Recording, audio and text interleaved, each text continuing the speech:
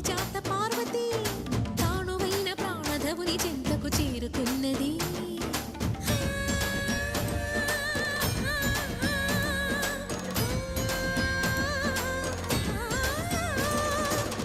భువికి తరలించేలా ధరణి దివిని తలపించేలా